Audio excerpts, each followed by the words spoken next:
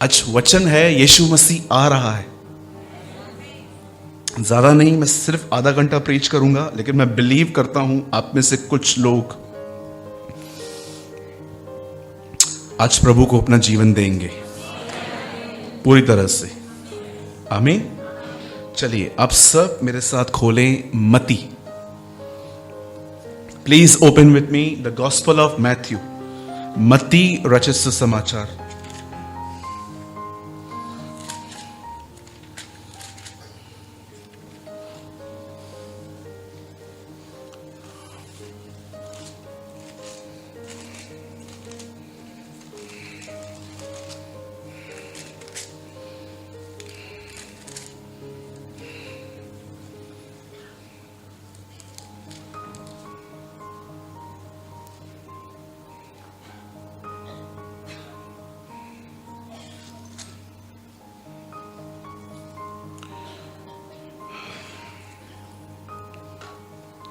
हम सब खोलेंगे 25वां अध्याय, चैप्टर 25।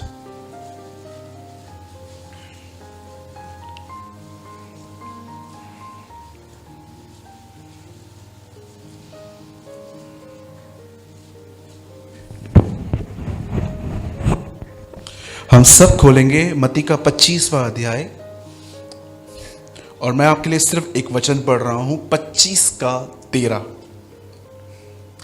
इसलिए जागते रहो। क्यों जागते रहे? आगे लिखा है, क्योंकि तुम न उस दिन को जानते हो न उस घड़ी को। आइए मैं 3 गिनूंगा, आप में से हर एक को अपनी अपनी बाइबल में इसे लाउडली पढ़ना है। आई रिक्वेस्ट यू, फिर से कहना चाहता हूं मैं, डोंट बी लेजी। अगर आपके पास हार्ड कॉपी नहीं है, प्लीज आप अपने सेल फोन में निकालिए, लेकिन मैं चाहता हूं आप में से प्रत्येक व्यक्ति इस वचन को अपनी अपनी बाइबल में 3 गिनने के बाद पढ़े। ठीक है? 1 2 3।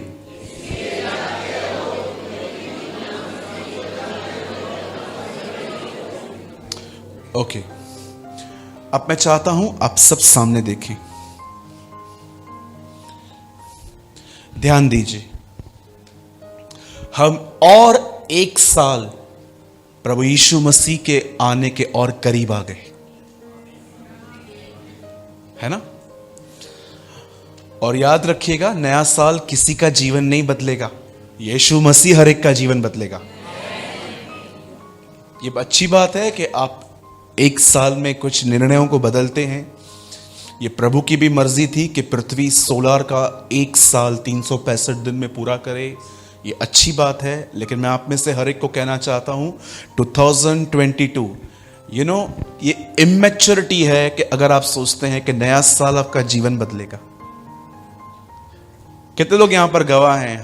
हर 1 जन को हमने नए नए डिसीजंस लिए थे, जनवरी तक भी नहीं चलते, फैब तक भी नहीं चलते। कितने लोग विटनेस है मेरे? जीवन जीने के लिए हर दिन निर्णय लेने पड़ते। एक दिन का निर्णय 40-50 दिन चलता है, मैंने देखा है। फिर उसके बाद पहले एक दुष्ट आत्मा थी, अब 7 को लेके आए। हाँ, ठीक है। अब ध्यान दीजिए, एक बहुत ही ब्यूटीफुल क्वेश्चन रसूलों ने उससे पूछा था। एक बहुत ही खूबसूरत सवाल यीशु मसीह को चेलों ने पूछा। एक्चुअली इस एक लाइन में 2 सवाल हैं, एक नहीं है। बाइबल ऐसा बताती है कि सुलेमान ने एक मंदिर बनाया था।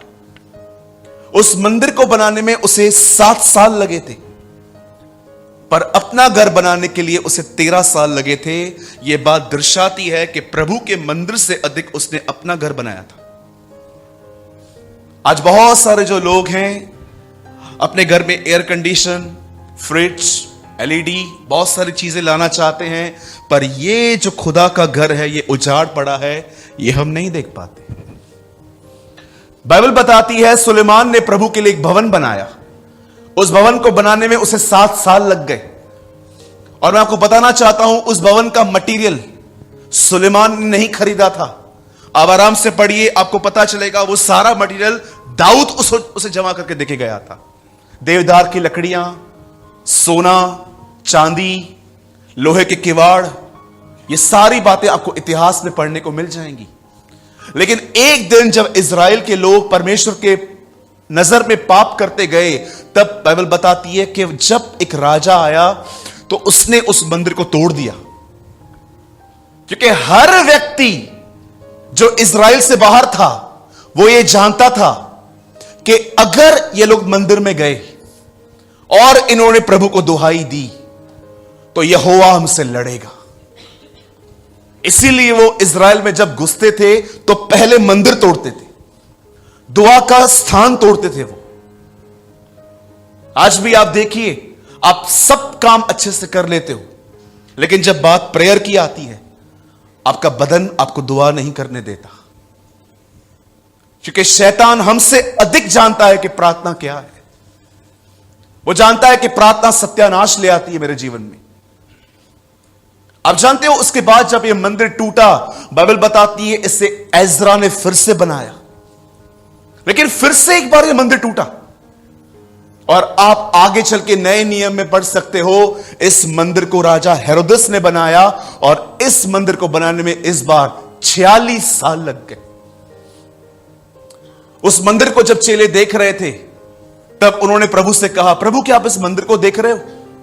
तब प्रभु ने कहा, कुछ नहीं बचेगा, आप देखते रहेंगे। आगे चल के जब यीशु के ऊपर केस किया गया तो उसे क्या कहा गया? एलिगेशंस में उसे कहा गया, ये कहता है ये मंदिर को ढहा देगा, इस मंदिर को बनाने में 46 साल लगे थे, और ये कहता है इसे ढहा दो, मैं इसे 3 दिन में वापस खड़ा कर दूंगा।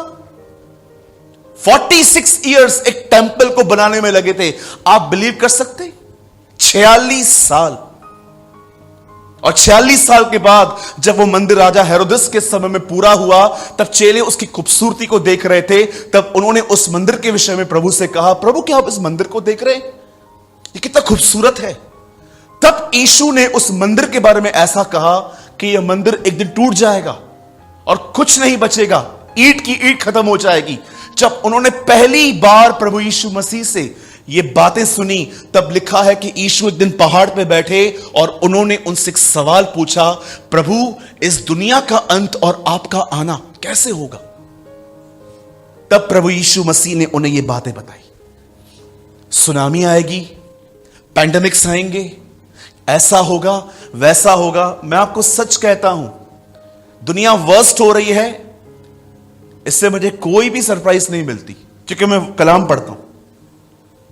एक बैंक की एड आई थी रिसेंटली, मैंने पढ़ी। एक बैंक में 2 लोग अकाउंट खुलवाने जा रहे थे। वो काउंटर पे बैठे थे। उन्होंने कहा, हम हस्बैंड वाइफ हैं, हमारा अकाउंट खोलिए। आप बिलीव करेंगे, दोनों लड़कियां थी। अब ये चीजें इतनी खुले में आ गई हैं। पहले ये सारी बातें छुप छुप के होती थी, आज ये चीजें इतनी खुल खुल के होने लगी हैं। मैंने वो एड देखी यूट्यूब पे, 2 लड़कियां हस्बैंड वाइफ बोल के अपना अकाउंट खुलवा रही हैं। आप बिलीव कर सकते? इसी अंधेरी में 2 लड़कियों ने मैरिज की है। मैंने न्यूज में पढ़ा। मेरे भाइयों, मेरी बहनों, इसमें कोई बड़ी बात नहीं है कि दुनिया ऐसी बन रही है। मैं कोई प्रोफेसी नहीं करूंगा 2022 ग्लोरियस है, क्योंकि बाइबल के विरुद्ध बात करूंगा अगर मैं ऐसा कहता हूं। मैंने बहुत सारे लोगों को देखा है, आज के दिन कहते हैं ऐसा होगा वैसे होगा, पर बाइबल बताती है बुद्धिमानी से जीवन बिताओ, क्योंकि दिन बुरे हैं। दिन बुरे हैं। अगर आपको लगता है कि ये पैंडेमिक्स जाएंगे, ये जो नया आजकल वायरस आया हुआ है, ये बस, आपको पता है मसीहों के अंदर एक खतरनाक बात मैंने देखी, वो आज भी हालातों के बेहतर होने का इंतजार कर रहे हैं, पर वो तैयार नहीं हो रहे। वो सब ठीक होने वाला है, सब ठीक होने वाला है। आप वेट कर रहे हो, मैं नहीं कर रहा हूं।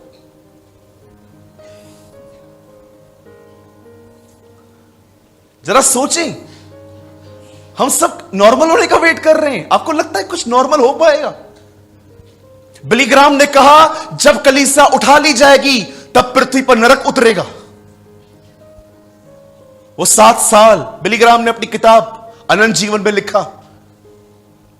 कि कलीसिया उठाए जाने के बाद नरक पृथ्वी पे उतरेगा। एक सिलेंडर पाने के लिए, एक बेड पाने के लिए, एक एडमिशन पाने के लिए हम पूरे बॉम्बे घूम रहे थे आज से कुछ महीना पहले, एक व्यक्ति के लिए, क्योंकि इन दिनों में लोग जीना चाहते हैं। पर बाइबल ऐसा बताती है उन दिनों में जब कलीसिया उठा ली जाएगी, लोग जीना नहीं चाहेंगे। लिखा है वे पहाड़ों से कहेंगे हम पे गिर, परंतु पहाड़ भी नहीं गिरेंगे। ऐसा समय आएगा, लोग जीना ही नहीं चाहेंगे, वो कहेंगे खत्म करो। बिकॉज ऐसा लिखा गया है, आपने हमेशा प्रभु यीशु मसीह को एक नम्र, पैर धोने वाला, प्रेम करने वाला व्यक्ति शायद आपने उसको देखा है। पर कितने लोगों ने प्रकाशित वाक्य में पढ़ा है, वे दिन मेमने के क्रोध के दिन होंगे, the wrath of the lamb. याद रखिए, जो प्रभु अपने हाथों से पैर धोना जानता है, वही सेम प्रभु अपने हाथों में कोड़े उठाना भी जानता है। हम परमेश्वर के एक हिस्से को देखकर अपना जीवन नहीं बिता सकते कि वो दयालु है, मैं कुछ भी करूं और वो मुझे माफ कर देगा। मेरी बहन, मेरे भाई, वो आपसे बहुत प्यार करता है। इसका मतलब ये नहीं है कि आप जो भी करोगे वो आपको इग्नोर करेगा। आपको जानना है कि प्रभु जो कहता है कि वो होता है कि नहीं होता है, जाइए बाइबल के अंदर हवा और आदम से मिलिए, उनसे पूछिए, जो आपको कहा गया था वो हुआ, वो आपको बताएंगे। आप जाइए बाइबल के अंदर इज़राइल के लोगों से पूछिए, जो आपको कहा गया था वो हुआ, वो आपको बताएंगे। यीशु ने कहा जमीन टल जाएगी, आसमान टल जाएगा, लेकिन मेरी कही हुई बातें कभी नहीं टलेंगी। तब यीशु ने उनको कहा, इस मंदिर को छोड़ो, सब कुछ खत्म होगा। पैंडेमिक्स आएंगे, आपने अपनी आंखों से देखे, मुंबई के हर घर में मौत हुई है। आपने अपनी आंखों से देखा किस तरह से सुनामी आई। आपने अपनी आंखों से देखा कि अंत के दिनों में कैसे अब बिलीवर्स ठंडे होते जा रहे हैं। आपको पता है, हैरान करने वाली मैंने बात देखी जब हमारी चर्चेस ओपन हुई। हमें ऐसा लग रहा था सैलाब आने वाला है, जब हम चर्च खोलेंगे इतने लोग आ जाएंगे कि शायद हम बिठा नहीं पाएंगे। आप बिलीव कीजिए, मेरी टीम और मैं, हम प्लान कर रहे थे कि जहां हम चर्च हम चला रहे हैं, हम कोई एक्स्ट्रा प्लेस भी ले लें। लेकिन जब हमने चर्च ओपन किया तो हमने क्या देखा, हमारे चर्च में चर्च फुल थी, लेकिन फिर भी हमारी कलीसिया में बैठने की जगह थी। मैंने कहा ये कैसे, इतने टाइम के बाद, 1 साल के बाद चर्च खुली है और जगह खाली कैसे बची। हम तो वेट कर रहे थे। तब हमने उन लोगों से बातें करी जो हमारे कलीसिया के अंदर आते हैं, और जानते हो हमें जवाब क्या मिला, हां आएंगे हम। ठंडे हो गए, तारक मेहता को खा खा के ठंडे हो गए। घर पे बैठ के कैंडी क्रश खेल खेल के ठंडे हो गए।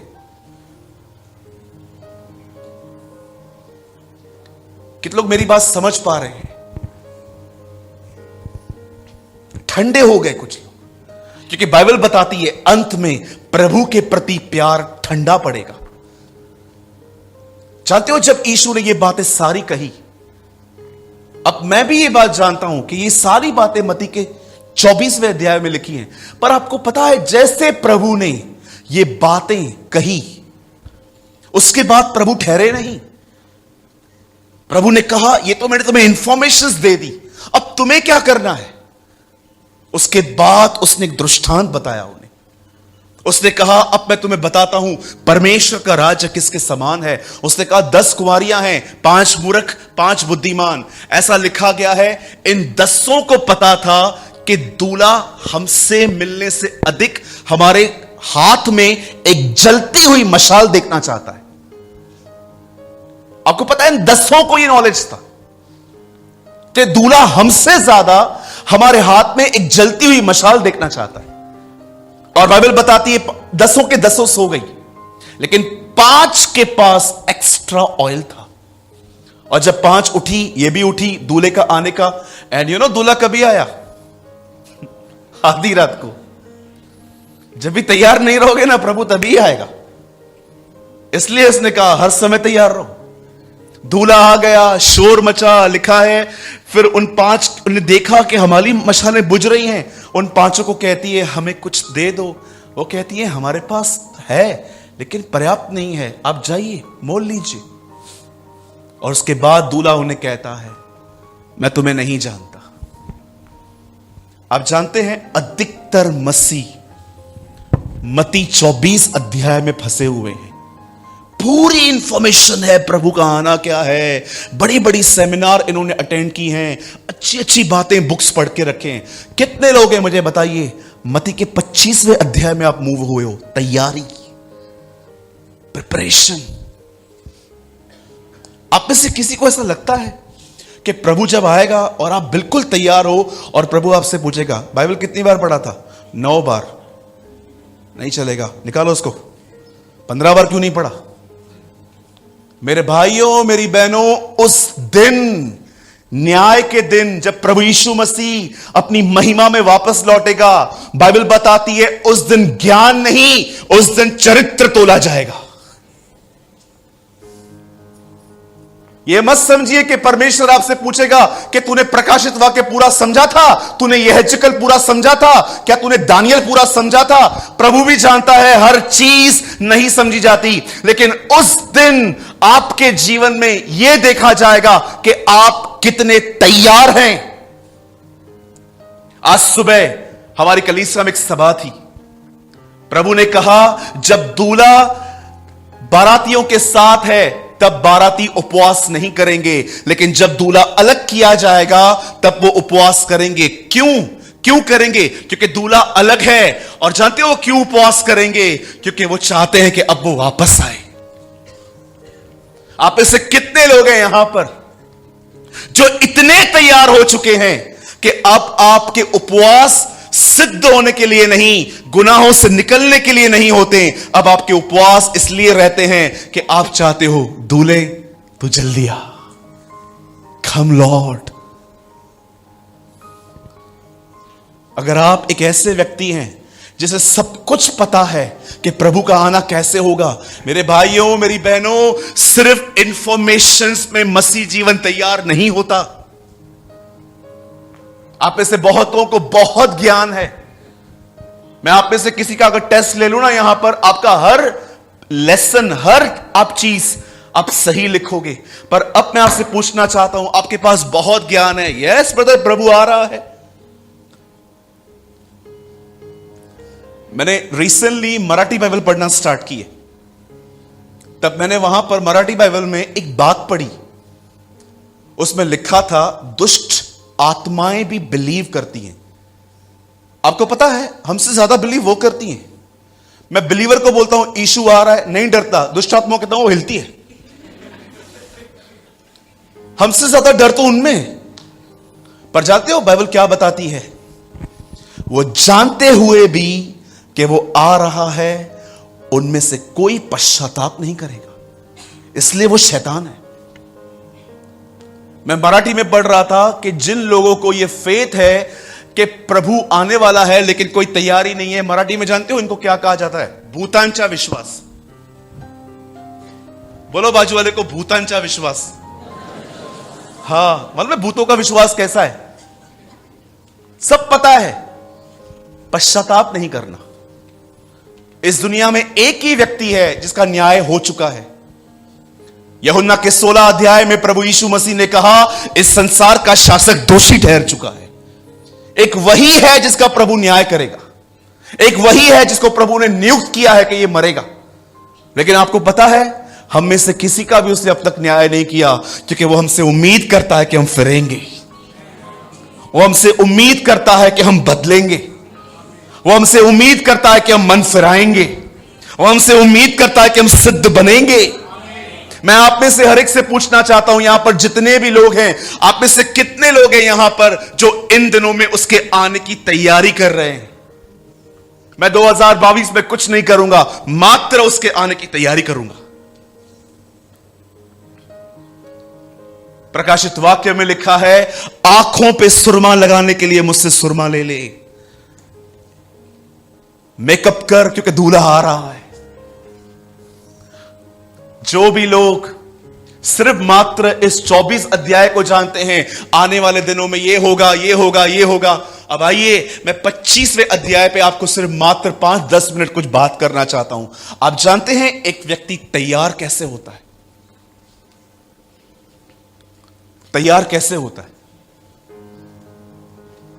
अगर आप सच में इंटरेस्टेड हो कि यस ब्रदर, मुझे ऐसा लग रहा है मेरा जीवन खतरे में है ब्रदर,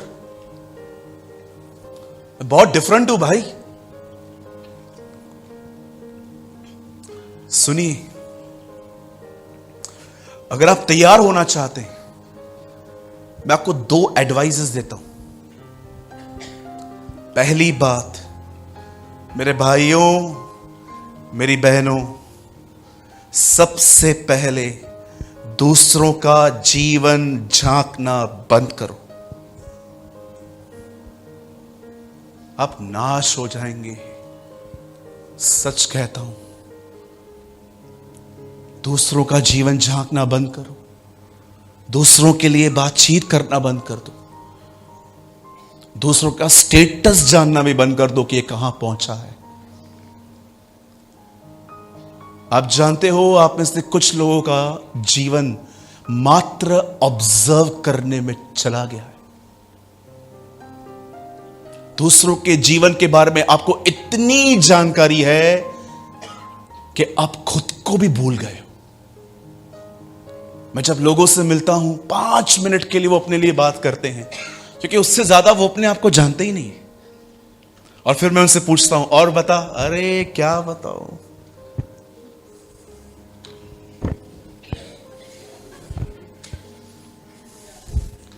सारी बातें यहां वहां की। मैं कभी कभी उनको सुन के हैरान हो जाता हूं, कुछ भी नहीं जानते ये खुद के लिए यार। ऐसे लोगों को सिर्फ सबोपदेशक की किताब ही पसंद आती है, क्योंकि सबोपदेशक में पूरी दुनिया की स्टडी है। सूर्य के नीचे क्या होता है, एक आदमी जन्म लेता है, मरता है, दुनिया चलती रहती है, सब व्यर्थ व्यर्थ व्यर्थ। कितनी इंफॉर्मेशन है हमें लोगों की।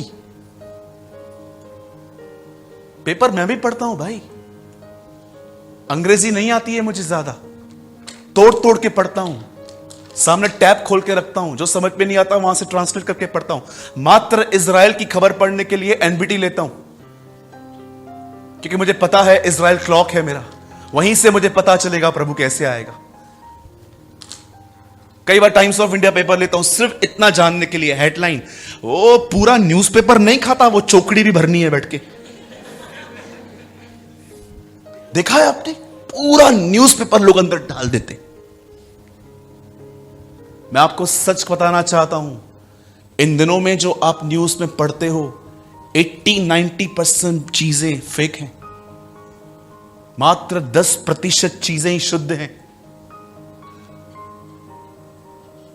आप जरा सोचें,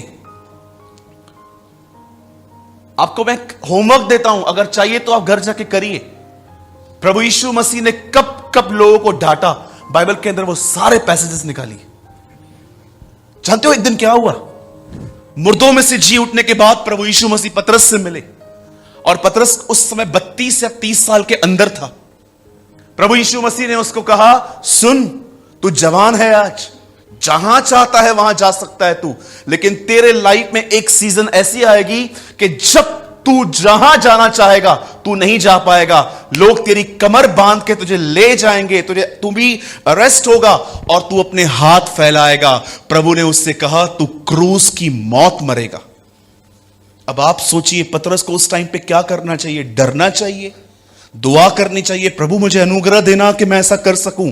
आपको पता है उस समय भी, इतनी गंभीर बात में भी, उस समय भी जानते हो यूहन्ना सामने खड़ा था, और पतरस सब सुनने के बाद यह कहता है, अच्छा अब यह बता इसका क्या होगा। मैंने कहा, प्रभु ये आदमी खतरनाक है यार, इसका क्या होगा? इसको कैसे मारेगा? मैं तो समझा मैं क्रूस पे बनूंगा, इसको क्या कढ़ाई में डालेगा, तलेगा, इसको भजिया बनाएगा, इसका तू करेगा क्या? जानते हो प्रभु ने तब क्या कहा? तुझे क्या करना है यदि वो मेरे आने तक भी ठहरा रहे, अब तक नहीं आया है। प्रभु उसको बोल रहा है मैं उसको 2022 साल का जीवन दूं, तुझे क्या करना है? तू मेरे पीछे चल। बहुत सारे लोगों का माइंड सेट ही ऐसा है। देखो वहां सुबह सुबह कि कितने लोगों ने कैसे कैसे क्या क्या काम किया। You are wasting your time brother.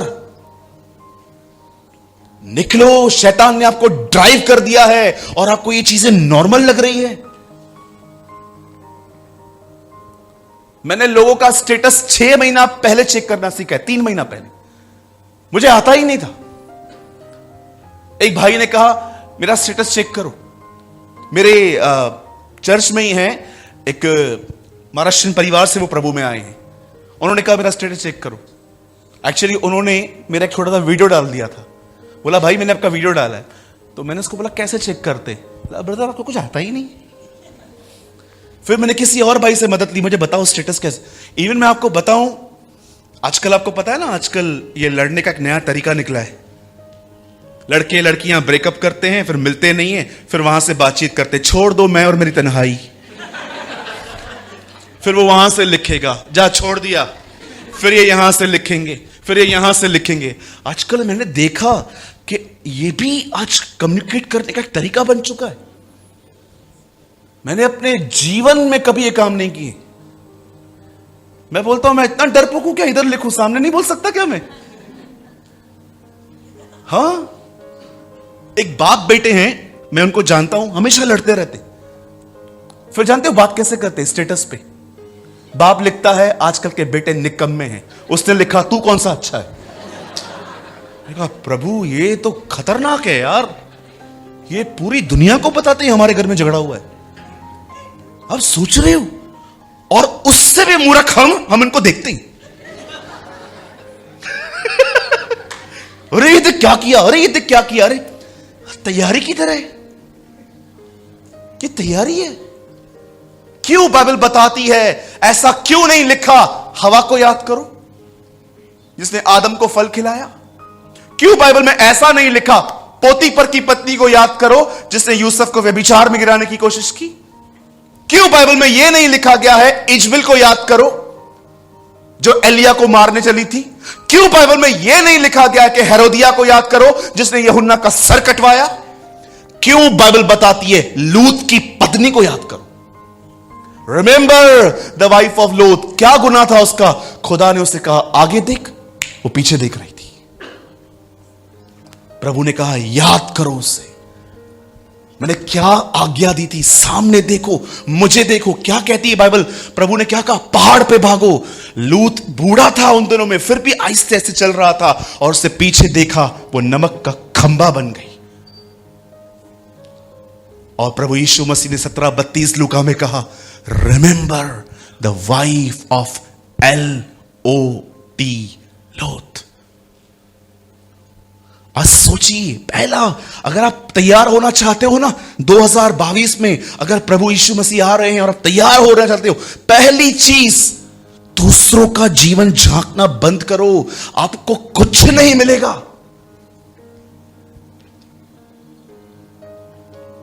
मैं जहां पर रहता था पहले, आप बिलीव कीजिए, मेरे पास में घर था। दूसरे के घर में बातें, दूसरे के घर में गाड़ी आती थी, इनके घर में झगड़े होते थे।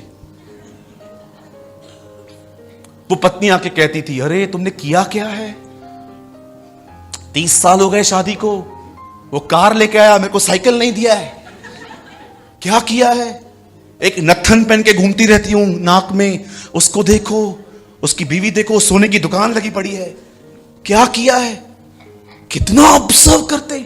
कभी कभी आपने देखा है हमारे घरों में कैसे शांति हो जाती है जब बाजू वाले घर में झगड़ा होता है। ए चुप चुप चुप चुप चुप चुप। और कभी कभी कुछ लोग तो इतने फारिक हैं, इतने खाली हैं, चुप।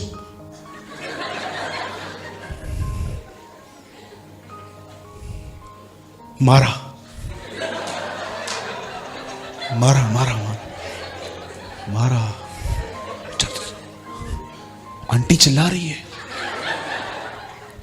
अरे आंटी ने भी मारा।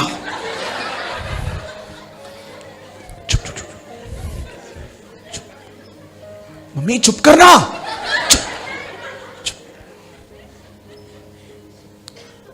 बंद हो गया। हमारे घर पे ग्रिल होती थी बालकनी में, मैं छोटा होता था।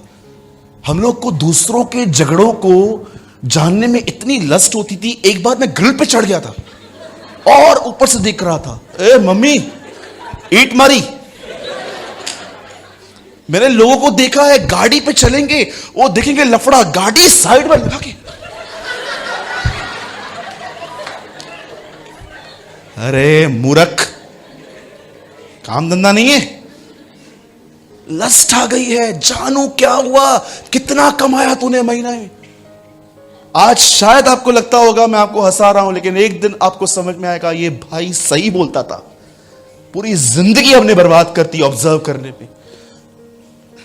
एक परमेश्वर के दास ने नहीं, लेकिन एक फिलोसोफर ने कहा, the most dangerous people are those who watch, listen and observe. The most dangerous people on earth, देखते हैं, सुनते हैं, ऑब्जर्व करते हैं। आई एम सॉरी, ये कोई खुदा का दास नहीं है, लेकिन मुझे उनकी बात से मैं सहमत हूं। अब आइए तैयारी का आखिरी 5 मिनट। जानते हो इन्हें क्या कहा गया? जाओ तेल मोल लो, जाओ परचेस करो।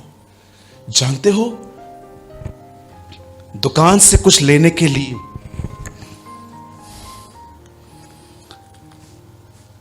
हमें इसकी जरूरत पड़ती है 10 रुपए में, भाई ये दे, ये दे, ये दे। लेकिन याद रखो, स्वर्ग इस चीज को नहीं पहचानता। जानते हो खुदा से कोई चीज कैसे ली जाती है? इस तरह। ये कीमत है, ये कीमत है।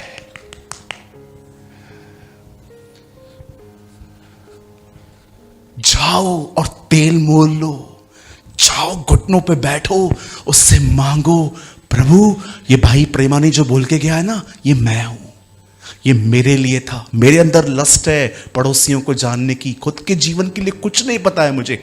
आज मैं मांगता हूं, मुझे माफ कर और मुझे आत्मा से भर, ताकि ये 2022 साल में तेरे लिए जी सकूं। लिसन, मात्र हाथ रखने से अभिषेक नहीं मिलता। Yes, there is a impartation. पतरस ने हाथ रखे। आप जानते हो, जबूर भजन सहायता में लिखा है, यह वह तेल है जो हारून के सर से बह निकला और दाढ़ी से लेकर छोर तक आया। लिसन, अभिषेक कहां से भी दिया जाए, लेकिन बाइबल बताती है वो सर से बहेगा। प्रभु ने कहा, तुम देह हो, मैं सर हूं। सदैव अभिषेक वहां से आता है। कितने लोगों ने यह वचन पढ़ा है, यूहन्ना बपतिस्मा दाता के कपड़े कैसे थे? ऊंट के जो बाल होते हैं ना, उन बालों को स्टिच कर कर के कोट पहनाया गया था। क्यों उसने ऐसी ड्रेस चूज की खुद के लिए? बिकॉज द बाइबल सेज उसके ऊपर एलिया का अभिषेक था। एलिया ऐसे कपड़े पहनता था। अगर एलिया का अभिषेक लोगों को एलिया की तरह बनाता है, तो यीशु का अभिषेक हमें यीशु की तरह बनाएगा।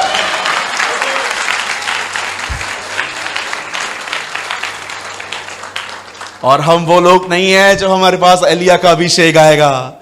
We will receive the anointing of our Lord Jesus. हम अपने महान प्रभु का अभिषेक पाएंगे और वो अभिषेक हमें उसकी तरह बनाएगा।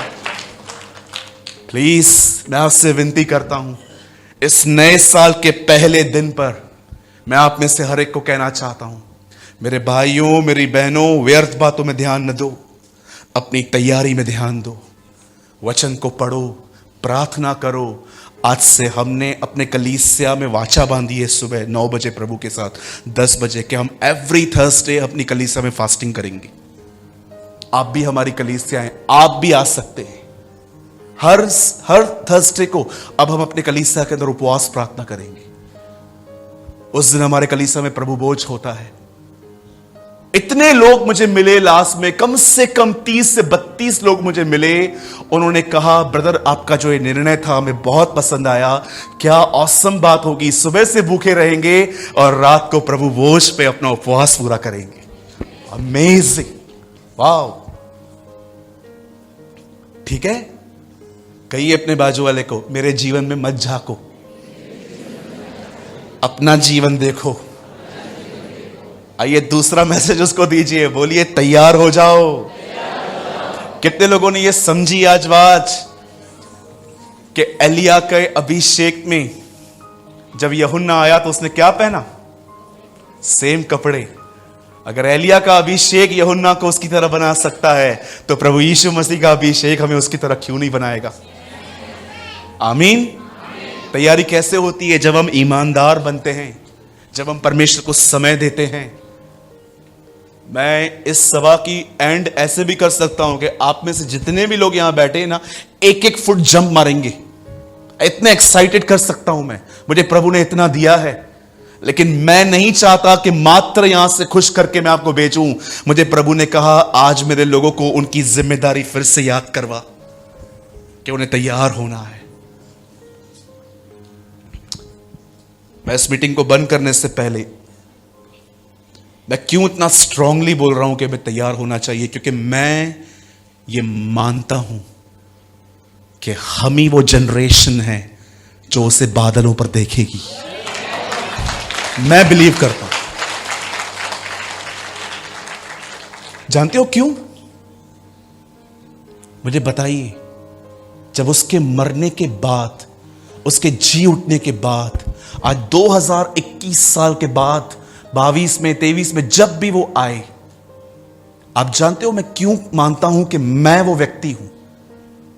कितने लोगों ने पॉल के लिए पढ़ा, हम बादलों पे उठा लिए जाएंगे, ही इंक्लूडिंग हिमसेल्फ। वो कहता है यस मैं वो हूं, लेकिन जब तिमुथियुस की बारी आई तब वो कहता है मैं जा रहा हूं। तब उसे पता चल गया था कि मैं नहीं देख पाऊंगा उसे। हर जनरेशन ये बिलीव करनी चाहिए। और मेरा बिलीव इतना स्ट्रांग क्यों है, उसका एक कारण है। आप जानते हो, ऐसा लिखा है कि कलीसिया उठाए जाने के बाद जब एलाइजा और मोसेस, एलिया और मूसा यहां पर आएंगे, प्रचार करेंगे, और जानते हो प्रचार करने के बाद क्या लिखा है? उन्हें मार दिया जाएगा और उनके शरीर एक जगह पे पड़े रहेंगे। और ऐसा लिखा है उनके शरीर सारी दुनिया देख पाएगी। मैं उल्लासनगर में रहता हूं, मैं कैसे जाऊंगा वहां पर इतना देखने के लिए? आप मुंबई में रहते हैं, क्या आप 50-60 हजार रुपया खर्च करेंगे लोथ देखने के लिए? सोचिए, हम तो वहां पर उन दिनों में नहीं रहेंगे।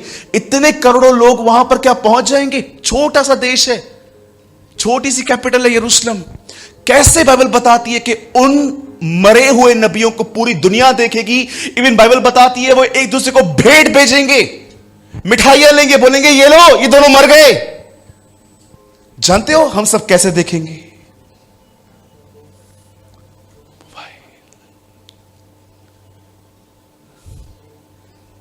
इसमें देखेंगे सब। इसलिए मैं बिलीव करता हूं हम वो जनरेशन है। आज से 100 साल पहले भी ये पॉसिबल नहीं था, लेकिन अब ये पॉसिबल हो गया है कि वहां का कैमरा हमें यहां सब दिखा सकता है। और हर कुल, हर जाति, हर भाषा, यूहन्ना कहता है उन नबियों को देखेंगे और पृथ्वी के लोग एक दूसरे को भेंट बेचेंगे। परंतु मैंने क्या देखा? तीसरे दिन उनके प्रभु ने उन्हें मुर्दों में से जिलाया। वे फिर से जी उठेंगे। Please be ready, our Lord is coming. हमारा प्रभु आ रहा है, तैयार हो जाइए। आइए, मैं चाहता हूं हम सब अपनी अपनी जगहों पे खड़े हो जाएं।